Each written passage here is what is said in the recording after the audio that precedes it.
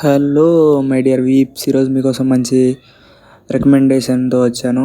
ఒక మంచి old anime అనమాట. ఇది రునోని కెన్షిన్. ఇది 1996లో రిలీజ్ అయిందనమాట. దీని ఆథర్ నొబుహిరో వాట్సుకి. ఇతను ఎవరో కాదు, మన వన్ పీస్ వడా ఉన్నారు కదా రైటర్, అతని మెంటార్ అనమాట. అంటే వన్ పీస్ రాసిన రైటర్కి మన రైటర్ మెంటార్ అనమాట. సో ఇది చాలా ఎక్స్పెక్ట్ చేయొచ్చు ఎంత బాగుంటుందో.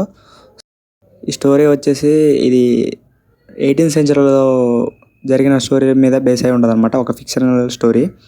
అండ్ ఇది వార్ గురించి, అప్పటి జపనీస్ కల్చర్ గురించి, అప్పుడు ఆ రెవల్యూషన్ గురించి ఉంటుంది అనమాట మొత్తం.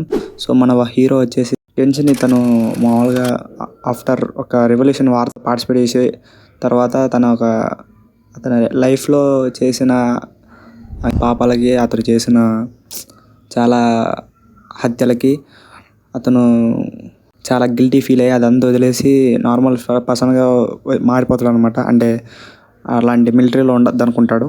సో అతను వచ్చేస్తాడు అనమాట. బయటకు వచ్చేసి ఒక వాండర్ లాగా టోక్యోలో తిరుగుతూ ఉంటాడు. అండ్ మన హీరో ఇంకా నార్మల్ ఒక స్వాట్స్ మ్యాన్ లాగా జస్ట్ ఒక నార్మల్ లైఫ్ లీడ్ చేసుకుంటా వెళ్తూ ఉంటాడు. సో ఇక్కడ అనుకోకుండా టోక్యోలో ఒక అమ్మాయితో పరిచయం ఏర్పడి ఆమెను కాపాడడం వల్ల ఆమెతో ఉంటాడు అనమాట. సో అక్కడ నుంచి స్టోరీ నార్మల్గా కంటిన్యూ అవుతుంది.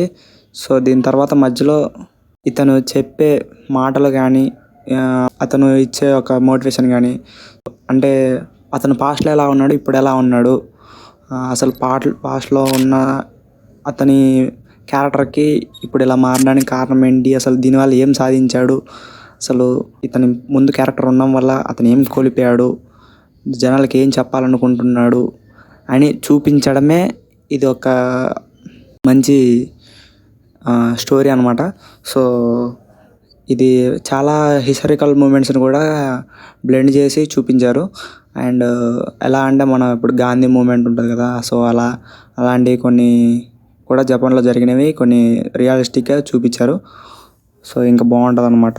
అండ్ మనం తప్పులు చేస్తాం, వాటిని సరిదిద్దుకోవడానికి ముందుకు సాగిస్తూ మన జీవితాన్ని బతుకుతూ అతను మనం చేసిన తప్పులనే దాన్నే మంచికి వాడుకుంటూ వెళ్ళాలనేది అతను మోటివ్ అనమాట.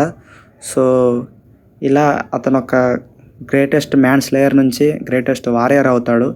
సో అతని కత్తిని మనుషులను కాపాడడానికి వాడతాడు అనమాట. ఇప్పటి నుంచి ఎలా అతను ఈ స్టోరీని కంటిన్యూ చేస్తాడు నెక్స్ట్ అన్నది మంచి ఇది స్టోరీ అనమాట. సో దీన్ని మీరు కనుక క్రంచీరోల్లో చూడొచ్చు, ఇంకెక్కడైనా మామూలుగా తెలుసు కదా, మనం వేరే ప్లాట్ఫామ్లో కూడా చూస్తూ ఉంటాం. సో చూసేయండి, ఎంజాయ్ చేయండి. ఇది మాత్రం బాగుంటుంది. అండ్ చూడాలనుకుంటే మాత్రం మీరు ఫస్ట్ ఖాళీ ఉంటే 90 ఎపిసోడ్స్ చూసేయండి. 1996లో రిలీజ్ అయినవి ఓల్డ్ యానిమే. లేదంటే కొత్త యానిమే చూడొచ్చు మీరు.